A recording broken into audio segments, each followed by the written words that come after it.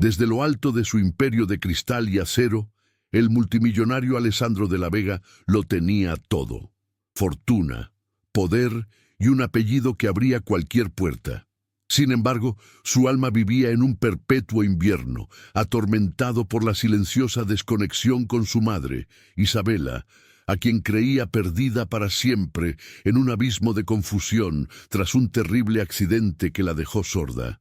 Pero un día cualquiera, desde la pantalla de seguridad de su ático, vio lo imposible. Observó cómo Elena Soares, una recepcionista de mirada tímida y ropa modesta, se acercaba a su madre en el imponente vestíbulo. Con una ternura que él no había visto en años, ella levantó las manos y le habló en lenguaje de señas.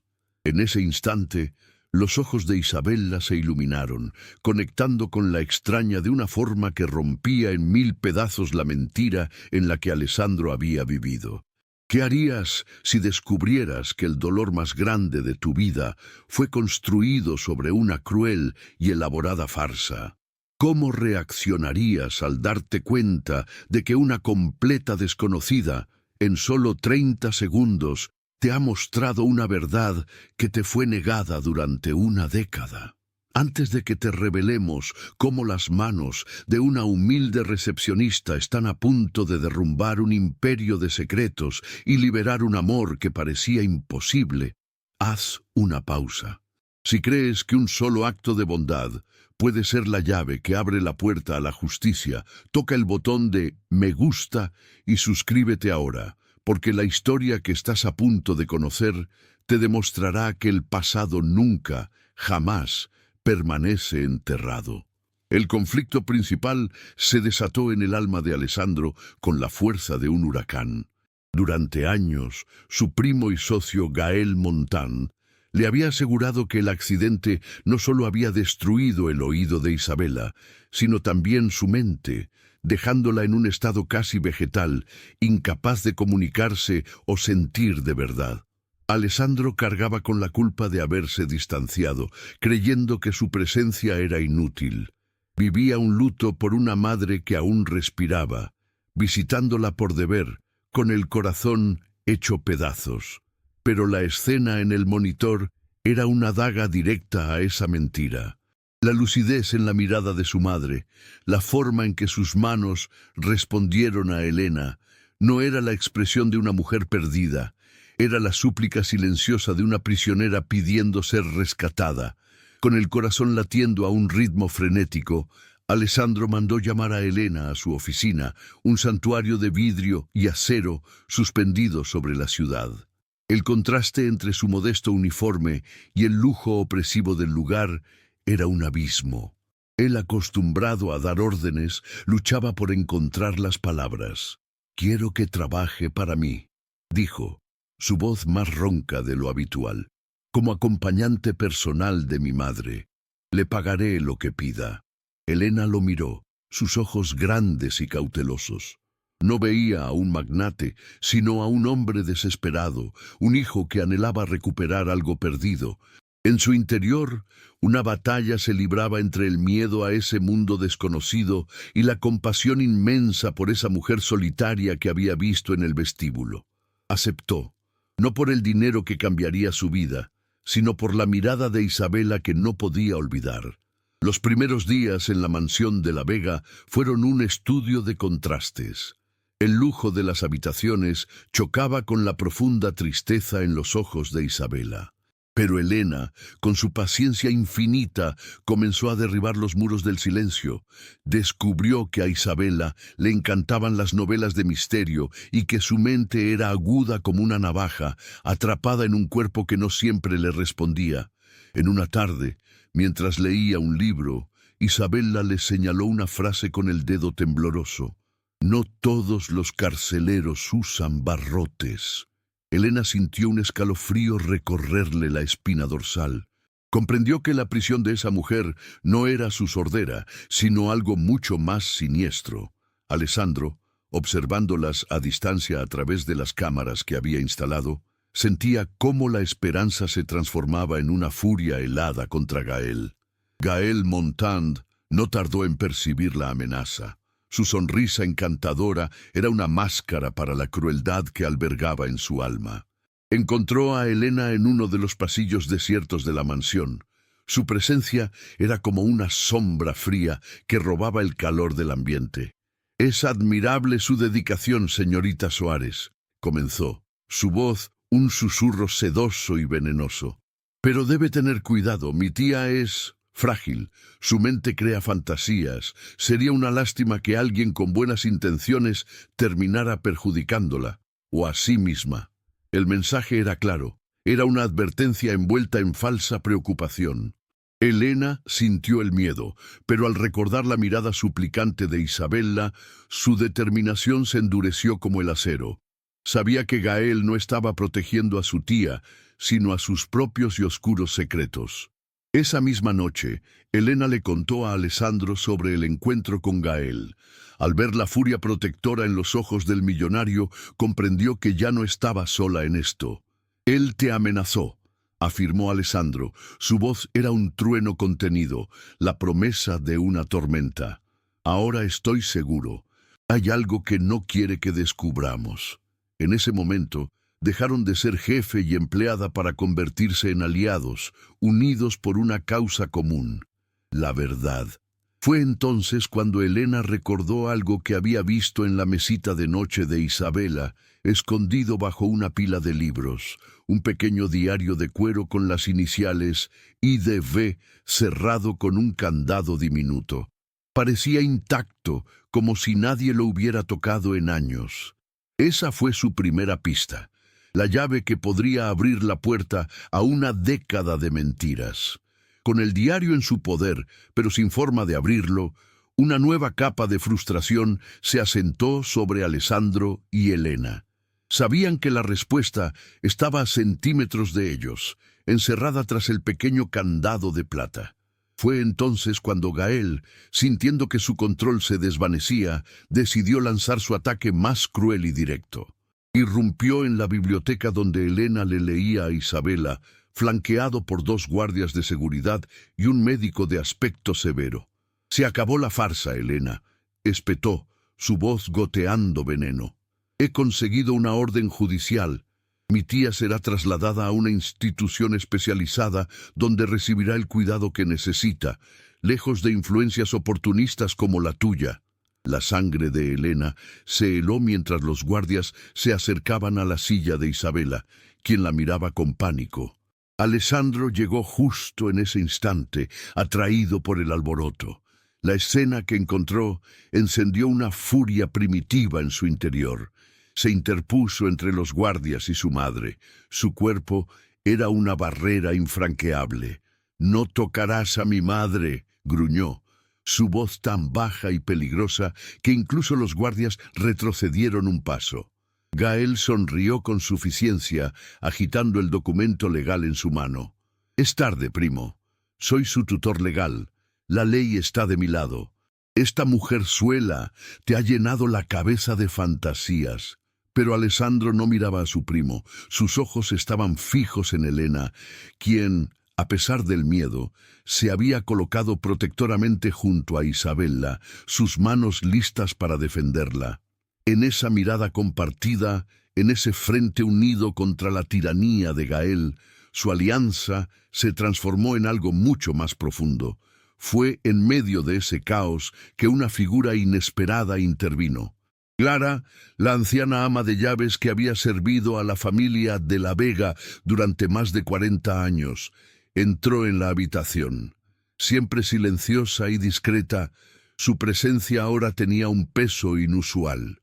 Con manos temblorosas, se acercó a Alessandro, ignorando por completo la mirada fulminante de Gael. «Señor Alessandro», susurró, su voz cargada con el peso de años de secretos. «Hay algo que debes saber, algo que la señora Isabella me confió el día antes del terrible accidente». Todos en la habitación se quedaron en silencio, sintiendo que el eje del mundo estaba a punto de cambiar.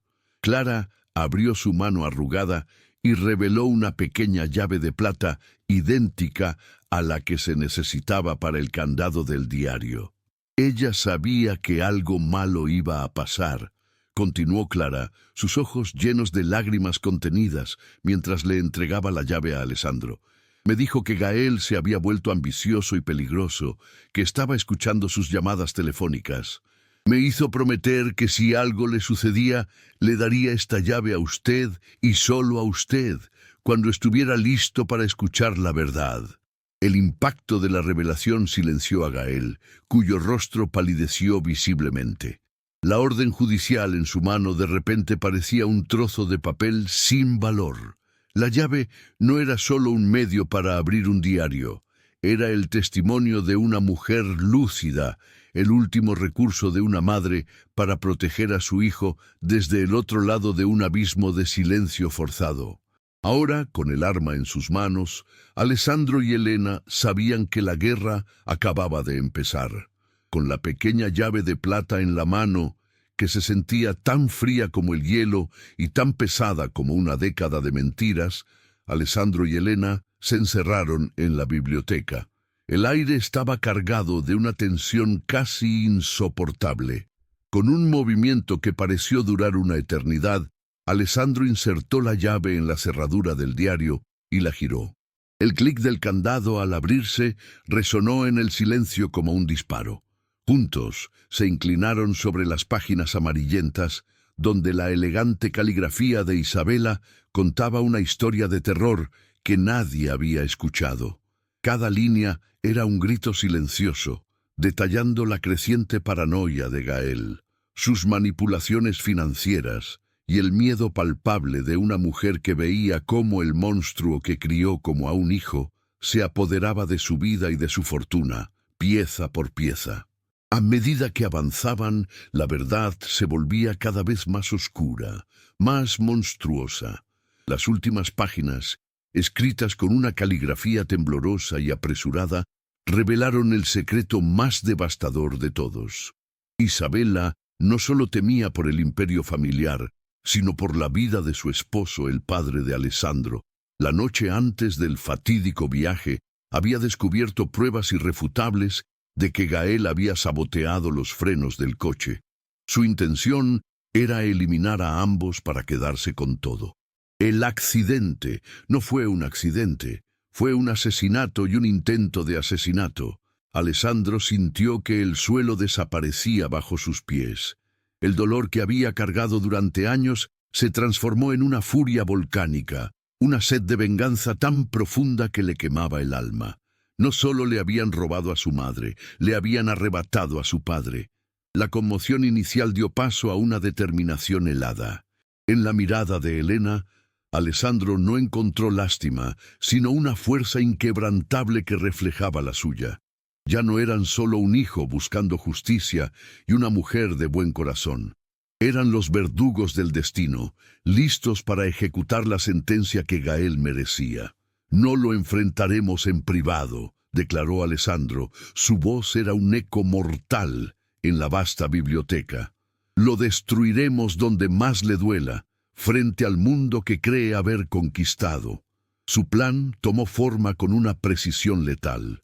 Utilizarían la próxima gala anual de la Fundación de la Vega, un evento que Gael presidía con orgullo como el escenario para su caída.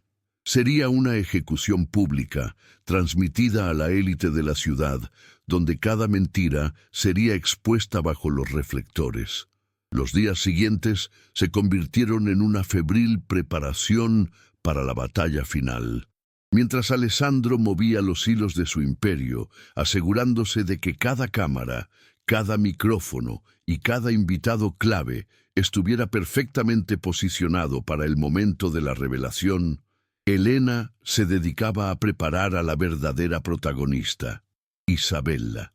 En el jardín de la mansión, lejos de oídos indiscretos, Elena le transmitió el plan. Vio cómo el miedo en los ojos de Isabela se transformaba en una llama de coraje que había permanecido latente por demasiado tiempo. Con sus manos, Isabela le comunicó un mensaje que hizo llorar a Elena. «Esta vez no estaré en silencio. Esta vez mi voz será la que lo derribe». La noche de la gala llegó, y mientras los tres se preparaban, El aire vibraba con la promesa de una tormenta que limpiaría una década de oscuridad o los destruiría para siempre. El gran salón del Hotel Imperial resplandecía bajo el peso de los candelabros de cristal, cada destello reflejando la opulencia de la élite de la ciudad. En el escenario, Gael Montan, con una sonrisa impecable y un traje a medida, personificaba el poder y la filantropía. Estaba en la cima de su mundo, a punto de pronunciar el discurso principal de la noche. Sin embargo, en una mesa discretamente ubicada en la penumbra, Alessandro, Helena e Isabella formaban un frente silencioso y letal. El corazón de Alessandro latía con una furia fría y controlada, mientras que Helena sostenía con firmeza la mano de Isabella bajo la mesa. No estaban allí para aplaudir, sino para desmantelar un imperio de mentiras, pieza por pieza, frente a todos los que habían sido engañados. Mis queridos amigos, esta noche celebramos el legado de la Vega, comenzó Gael, su voz resonando con una falsa humildad que revolvía el estómago de Alessandro. Pero antes de que pudiera continuar, una voz clara y cortante atravesó el salón. Esa es la última mentira que dirás usando nuestro apellido. Todos los ojos se giraron hacia Alessandro, quien se había puesto de pie, su figura imponente recortada por la luz. Con una señal, un segundo reflector iluminó a Helena y a Isabella a su lado. Gael palideció por un instante antes de recuperar la compostura. «Primo, por favor, estás montando una escena. Mi tía no está bien y esta mujer te está manipulando». La condescendencia en su tono fue su último y fatal error. Ignorando a Gael, Helena guió a Isabella hacia el escenario. Las pantallas gigantes, que momentos antes mostraban el logo de la fundación, cambiaron a un primer plano de las manos de Isabella. Un silencio sepulcral cayó sobre la multitud mientras las manos comenzaban a moverse con una velocidad y una precisión desesperadas. «Él me encerró en mi propio cuerpo», tradujo Helena, su voz resonando por los altavoces, cada palabra un martillazo. «Me medicó para que pareciera loca mientras vaciaba nuestras cuentas». La confesión continuó, detallando años de abuso y robo, pero la revelación final detuvo el tiempo. La noche que perdí a mi esposo no fue un accidente. Gael saboteó el auto. Él lo mató para quedarse con todo. El grito de Gael fue inhumano, una mezcla de rabia y pánico. «Es mentira. Ella está loca. Siempre lo ha estado». Se abalanzó hacia el frente del escenario, su rostro una máscara de odio, pero ya era tarde. Las puertas traseras del salón se abrieron de golpe, revelando a un escuadrón de policías que avanzaba con una eficiencia implacable. Dos de ellos subieron al escenario y lo sujetaron por los brazos. El sonido metálico de las esposas cerrándose en sus muñecas resonó más fuerte que cualquier aplauso. Mientras se lo llevaban, gritando amenazas vacías, Alessandro envolvió a su madre y a Helena en un abrazo. Bajo las luces del escenario, la justicia no solo se había hecho, se había presenciado. La caída de Gael Montan fue tan espectacular como su ascenso había sido sigiloso. Los titulares de los periódicos lo llamaron el juicio del siglo, donde cada mentira y cada acto de crueldad fueron expuestos bajo la implacable luz de la justicia. La sentencia fue ejemplar, décadas tras las rejas, despojado de cada centavo robado y borrado para siempre del legado de la Vega. Para Alessandro, cada día del juicio fue un exorcismo doloroso, pero necesario, cerrando el capítulo más oscuro de su vida. Se aferró a Helena y a su madre, formando un escudo protector contra el circo mediático. En el silencio de la mansión, ya sin la sombra de Gael, comenzaron a sanar, descubriendo que la verdadera riqueza no estaba en las bóvedas del banco, sino en la libertad de poder confiar y amar sin miedo. Con el pasado enterrado, el futuro se abrió como un lienzo en blanco. Alessandro, con una nueva visión, no solo reestructuró la empresa, sino que la reinventó con un alma. Sin embargo, su proyecto más importante fue uno que nació del corazón de Elena, la Fundación de la Vega para la Comunicación. Invirtieron millones en crear la organización más grande del país, dedicada a ofrecer recursos, educación y tecnología a la comunidad sorda. Elena no era solo la esposa del fundador, era la fuerza motriz, la presidenta que viajaba por el país, asegurándose de que ninguna otra voz fuera silenciada. Isabela, por su parte, floreció. Se convirtió en una defensora apasionada de la fundación, su historia inspirando a miles y su sonrisa ante su rareza ahora iluminaba cada habitación en la que entraba. 2 años después, el jardín de la mansión, que antes había sido testigo de secretos y soledad, se llenó con el sonido de la risa. Alessandro y Elena se casaron en una ceremonia íntima, donde las palabras más importantes no se dijeron, sino que se firmaron.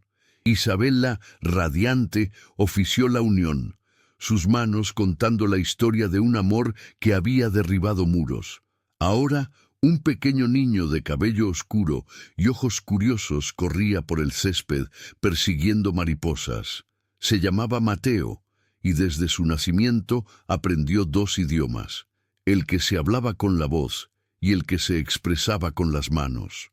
Para él, ambos eran simplemente formas de decir «te quiero», un legado de amor que trascendía el sonido y se anclaba directamente en el alma.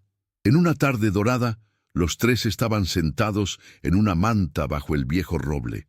Mateo, en el regazo de Alessandro, le contaba a su abuela una historia sobre un dragón con las manos, sus pequeños dedos moviéndose con una gracia infantil. Elena observaba la escena, su corazón rebosante de una paz que nunca creyó posible.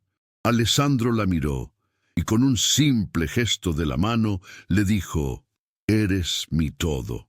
Ella le respondió de la misma manera: «Y tú eres mi siempre». Descubrieron que el verdadero lenguaje del amor no se oye con los oídos, sino que se siente con el corazón. En el silencio de unas manos que se encontraron en la desesperación, habían construido un universo de felicidad, encontrando la voz que los uniría para sempre. A jornada deles prova que o amor, forjado na dor e na verdade, é a força mais poderosa do universo. Se esta história de redenção tocou sua alma, compartilhe para que mais pessoas acreditem no impossível. E inscreva-se para mais relatos onde o bem sempre triunfa. Não importa o quão sombria seja a noite. Juntos, vamos celebrar as reviravoltas que só o destino pode criar. Así, la historia de Alessandro, Elena e Isabela se convirtió en una leyenda susurrada en los pasillos del poder y en los hogares más humildes, un testimonio de que el amor verdadero, como el agua, siempre encuentra su camino, incluso a través de las rocas más duras de la traición y el dolor.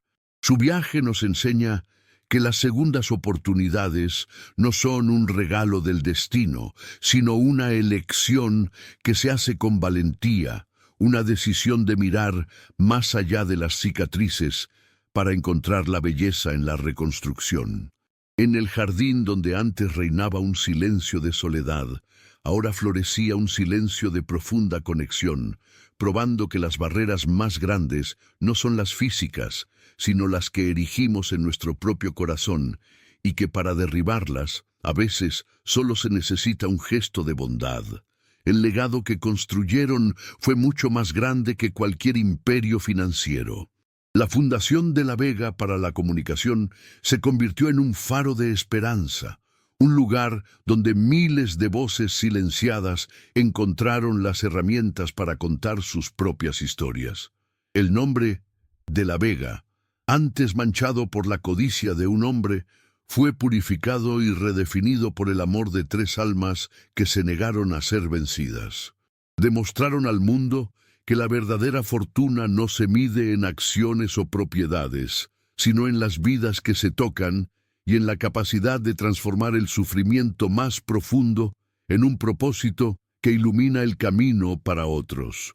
Su felicidad no fue solo un final feliz, fue un nuevo y glorioso comienzo para incontables personas.